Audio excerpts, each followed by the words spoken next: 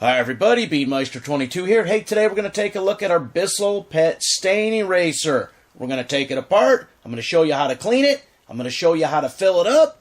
And then we're going to use it. This will be a quick, hopefully informative video that will answer all of your questions. And I say that because in my previous videos there was a lot of questions. So here we go. First, we're going to remove the container where the cleaning formula is stored. Very simple. Slides right out. Yes, it'll drip a little bit. That's just what it does. Now, we are going to take a look at the waste liquid hopper.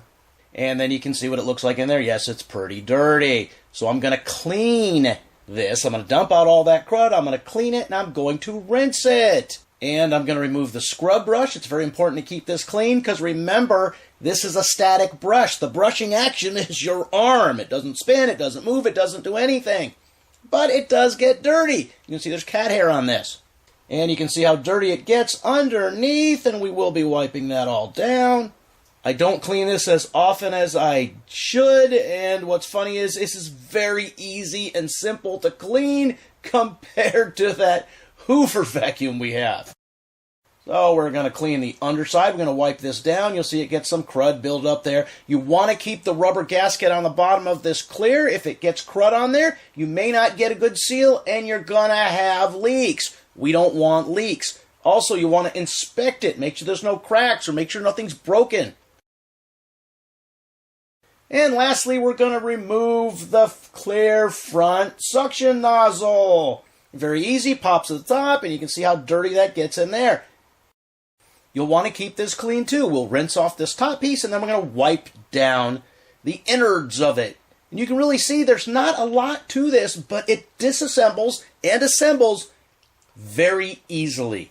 All right, we're back from magically cleaning our things. Wipe down some of the water off this brush. You can see I rinsed everything down in the sink pretty good.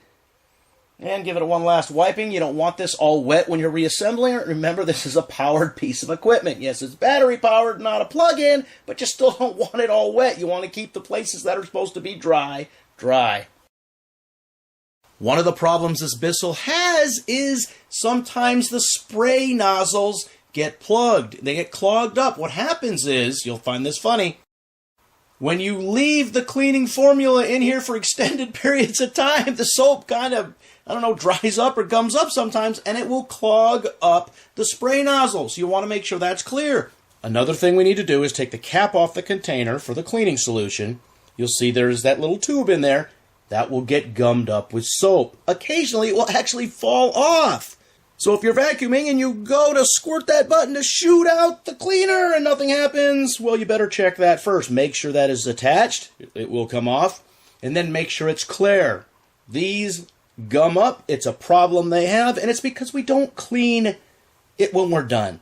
And by cleaning it when we're done, yeah, you need to dump out the old gunky stuff, but people don't think about if you still have the soap and the cleaning formula in there when you're done, you need to use that all up or rinse it out, or, it's going to gum up and you're going to have problems. So we are going to fill this up. I'm going to use the BISSELL cleaning formula. This is not a concentrate. It's pre-mixed, and this is made especially for these BISSELL portable cleaners. All right, reassemble this. You can see there's still a little scuzzy stuff inside of that hopper. I rinsed it out, but I didn't rinse it out like really good. So we're going to wipe this down. You want to try to keep it clean. If you drip some stuff on there, you don't want it wet. This is an electrical appliance. Battery operated, but still electrical. And we are almost fully assembled. What do we have? We still have to put the brush on there. So let's put the brush on there. Now, if you remember from my other videos, I like to use this as a pre-treater. If I have a little stain or if a cat throws up or something, I can use this to clean it. But for the most part, I use this as a pre-treater. So I go to where the cat threw up, clean it up, take this, squirt the stuff on there, let it soak in for a minute or two, and then I'll hit it with this. If I want to shampoo the whole area, like it's bigger than I want to mess with this, and then I'll take the Hoover and go over it. This is great for little cleanups, but it's even better to use as a pre-treater for a bigger carpet shampooer. I like the Hoover. I used to have one of those big HR carpet vac things, like the ones that you rent. Well, I purchased mine. Never did get that back. Don't loan these things out. When you own big carpet shampoos, everybody and their brother wants to borrow them, and it is heck to get them back. I've had that thing loaned out dozens of times, and 4 different times I almost didn't get it back. And then the 5th time, that one time, I just plain didn't get it back, and I don't have a good carpet shampoo. Oh well, I got my Hoover and I have this BISSELL.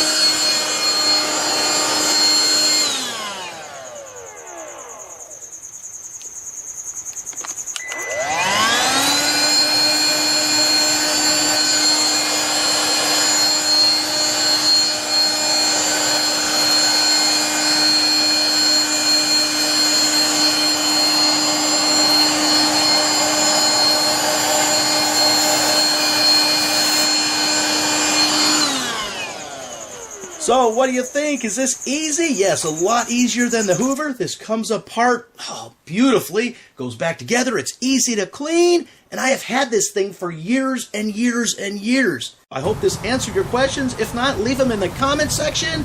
And hey, as always, thanks for watching.